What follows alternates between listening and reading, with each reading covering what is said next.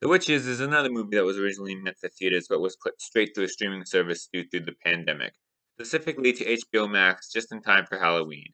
And it's probably the biggest of all the movies to get this treatment so far, an effects-heavy adaptation of the beloved Roald Dahl book and a remake of the 1990 film that was directed by Robert Zemeckis, co-written by Guillermo del Toro, and has a cast that includes such heavy hitters as Anne Hathaway, Octavia Spencer, and Chris Rock. And yet it's still not very good. I've read the books as a child, but somehow never saw the movie that apparently traumatized an entire generation. But I finally watched it on Netflix the day before I saw the remake. It's a pretty good family film. Yes, it has scenes that I can definitely see scaring children, and I was pleasantly surprised to see that Jim Henson was involved, so the effects are definitely charming. Unfortunately, it also has a tacked on ending that seems to come out of nowhere to make everything happier than how the book ended it, but it's really just a big cop out. And seeing the two movies back to back allowed me to compare them better. The remake starts strong with an interesting backstory, better cinematography, and better acting from the child stars. And even once it goes downhill after that, there are still plenty of scenes that will scare kids who are afraid of the original. But unfortunately, it also has a lot of silly scenes that mess up the tone and feel a little kiddie and immature. Anne Hathaway overacts the hell out of her role as the main villain, but then again, I guess you can't play this kind of over the top role with too much subtlety. And I realize it's kind of a cliche to say this, but its heavy use of CGI isn't really as charming as the practical effects of the original. While Angelica Houston had a great makeup job that made her look good and menacing enough, Anne Hathaway is instead given a wide CGI mouth that kind of veers into the uncanny valley. True to Zemeckis' tradition, I guess. In contrast, most of the other CG looks cartoony and fake.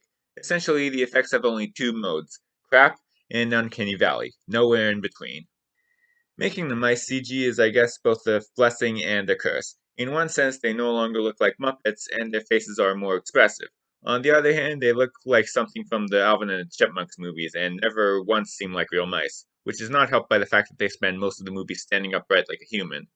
Yeah, this is probably more of a curse than a blessing. But on the plus side, they've gotten rid of the tacked on ending that I complained about while talking about the original, and instead went with something closer to the book's ending. But other changes they've made from both the movie and the book feel kind of pointless. While both the book and the previous movie take place in Britain during the time when they came out, this one takes place in the Deep South in the 60s and has the main characters be African American.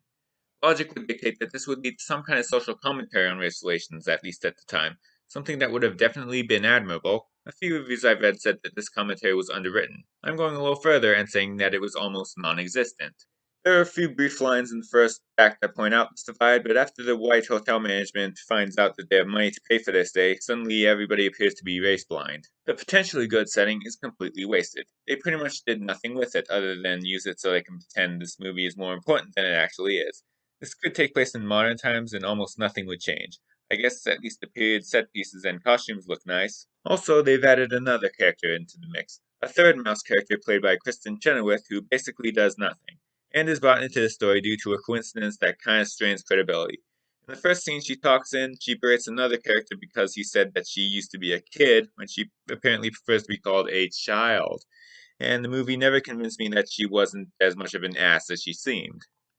I'm complaining a lot about this movie, but as I've said earlier, it does have its moments. I'm sure that kids who watch it will enjoy slash be terrified by it just as much as the last generation did with the original, and some of that terror might actually be intentional. In many ways it's good, but in many other ways it's abysmal. Either way, the original is way better.